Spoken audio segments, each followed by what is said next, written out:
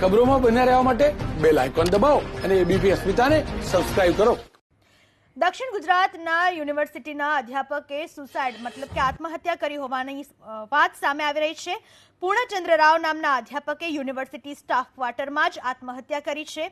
Purnachandra Rao chemistry વિભાગમાં અધ્યાપક તરીકે ફરજ બજાવતા હતા। અધ્યાપકની આત્મહત્યા પાછળનું કારણ હજુ પણ અસ્પષ્ટ છે। પોલીસે અધ્યાપકની આત્મહત્યાનું કારણ જાણવા તપાસ હાથ ધરી છે। દક્ષિણ ગુજરાત યુનિવર્સિટીમાં તેઓ ફરજ બજાવતા હતા। પૂર્ણચંદ્ર રાવ જેમણે કોઈ અગમ્ય કારણોસર મોતને વહાલું કરી લીધું છે, આત્મહત્યા કરી લીધી છે। હાલમાં તેમની આત્મહત્યા પાછળનું કારણ સ્પષ્ટ નથી થયું, પરંતુ પોલીસે આત્મહત્યા પાછળનું કારણ જાણવાની તપાસ હાથ ધરી છે।